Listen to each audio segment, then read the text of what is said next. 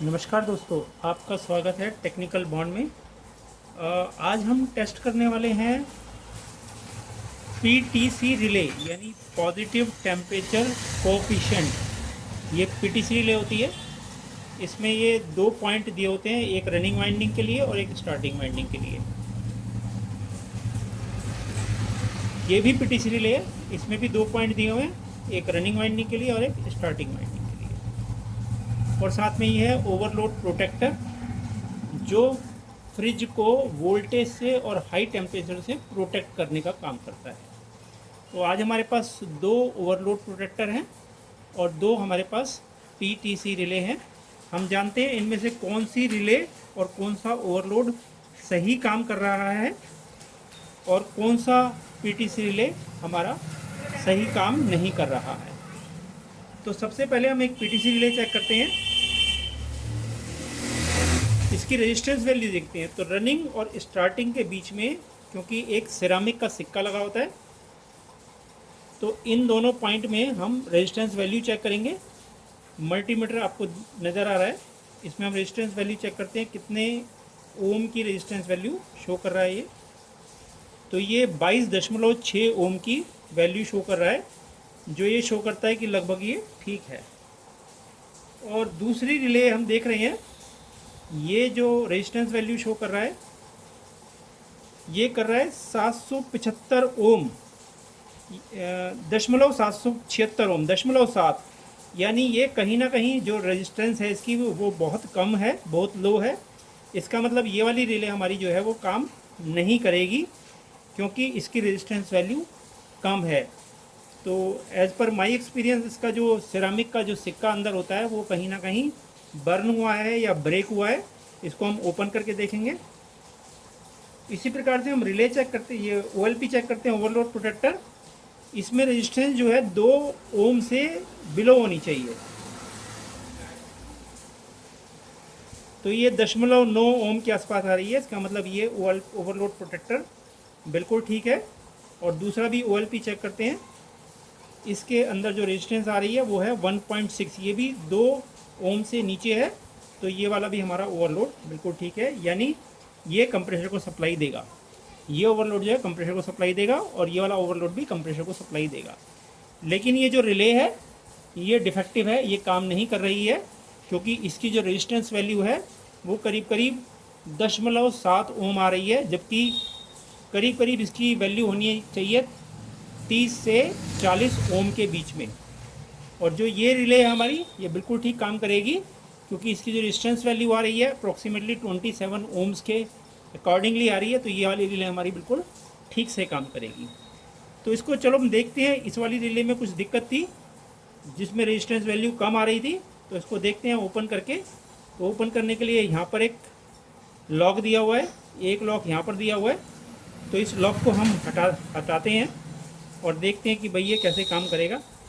इस लॉक को एक हम हटा देते हैं और इधर से इस लॉक को हटा देते हैं। तो ये हम देखते हैं कि ये कैसे काम करेगा। इसको हमने खोल दिया और इस छोटी सी स्ट्रिप लगी होती है ताकि सिरामिक का सिक्का हिले नहीं। और ये सिक्का हम निकाल के देखते हैं बाहर। इसके अंदर दो सिक्के, एक सिक्का लगा होता है दो कॉन्टैक्ट पॉइंट के बीच में। तो देख लेते हैं कि भाई इसकी क्या कंडीशन अंदर, क्यों ये रेजिस्टेंस वैल्यू बहुत कम दे रहा है। तो अगर आप देखेंगे तो इसमें सिर्फ सिंपल से दो ही पॉइंट होते हैं, एक रनिंग के लिए और एक स्टार्टिंग के लिए। इन दोनों के बीच में एक सिरामिक का सिक्का लगा होता है। और ये सिरामिक का सिक्का आप देख रहे हैं, इसकी कंडीशन ये बर्न हुआ है और ब्रेक हुआ है, टूटा हुआ है, इसलिए रेजिस्टेंस वैल्यू जो है वो कम दिखा रहा था। हम चाहें तो डायरेक्ट सिक्के की भी रेजिस्टेंस वैल्यू चेक कर सकते हैं। एक पॉइंट इधर लगाएंगे और दूसरा पॉइंट इधर लगाएंगे तो ये अपनी रेजिस्टेंस वैल्यू हमें बता देगा। ये करीब करीब 2 पॉइंट, पहले पॉइंट में दिखा रहा था, करीब करीब पॉइंट के अकॉर्डिंगली ये अभी रेजिस्टेंस वैल्यू कम ही दिखा रहा है, 13 ओम के आसपास। और जो ये वाला हमने चेक किया था, इसको भी हम एक बार ओपन कर लेते हैं।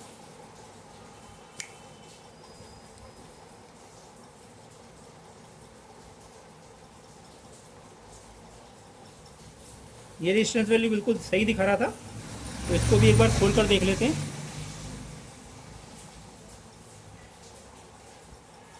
ये 2 लॉक लगे होते हैं इसमें छोटे छोटे, तो इसी लॉक से ये खुल जाता है।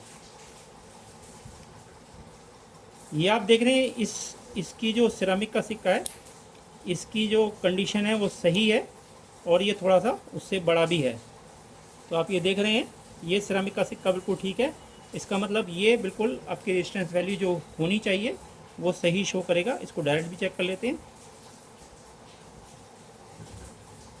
तो ये करीब करीब 18.7 ओम के आसपास दिखा रहा था, क्योंकि अभी इसका जो तापमान है बाहर के अकॉर्डिंगली थोड़ा चेंज आता है, इसलिए रेजिस्टेंस वैल्यू थोड़ी अप एंड डाउन हो जाती है। लेकिन ये सिक्का रेजिस्टेंस वैल्यू सही दिखा रहा है, ये कहीं से टूटा हुआ नहीं है, हर तरफ से साबुत है। ये जितने भी सिक्के हैं ये सेरामिक के बने होते हैं, और इसकी एक प्रॉपर्टी होती है कि टेम्परेचर बढ़ने पर रेजिस्टेंस बढ़ती है, टेम्परेचर कम होने पर रेजिस्टेंस कम होती है। अभी कोई भी कंप्रेसर है उसको स्टार्ट करने के लिए हमें क्या चाहिए, हमें स्टार्टिंग वाइंडिंग को कट ऑफ करना होता है। अब स्टार्टिंग वाइंडिंग कट ऑफ कैसे होगी कि जैसे ही करंट इसमें रनिंग से स्टार्टिंग की तरफ जाएगा, ये रनिंग वाइंडिंग है, ये स्टार्टिंग है, तो स्टार्टिंग की तरफ जाएगा तो इनिशियली तो करंट पास हो जाएगा, लेकिन जैसे जैसे करंट पास होगा ये सिक्का हीटअप हो जाएगा, गर्म हो जाएगा। ये सिक्का जब गर्म हो जाता है तो क्योंकि ये पीटीसी बेस पर काम करता है, पीटीसी प्रिंसिपल पर, यानी पॉजिटिव टेम्परेचर कोफिशिएंट, मतलब टेम्परेचर के बढ़ने से रेजिस्टेंस वैल्यू बढ़ती है। अब जब करंट पास हुआ इसके अंदर से, उसका तापमान बढ़ गया, जब तापमान बढ़ गया तो रेजिस्टेंस वैल्यू बढ़ जाएगी, और एक समय ऐसा आएगा कि ये स्टार्टिंग वाइंडिंग पे करंट जाना बंद हो जाएगा और स्टार्टिंग वाइंडिंग कट ऑफ हो जाएगी।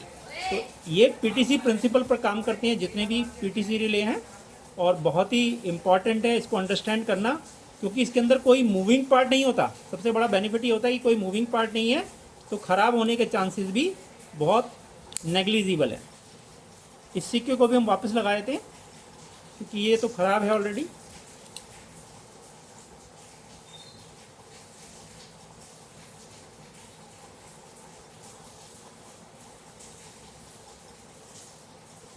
इसको आप चाहें तो इजीली रिपेयर भी कर सकते हैं। कोई जैसे सिक्का रेजिस्टेंस वैल्यू नहीं दे रहा है उसको खोल कर देखिए, और जो पुरानी रिले हैं उसमें से कोई सेरेमिक का सिक्का ठीक है तो उसको निकाल कर लगा दीजिए, तो आपकी ये रिले भी सही से काम करने लगती हैं।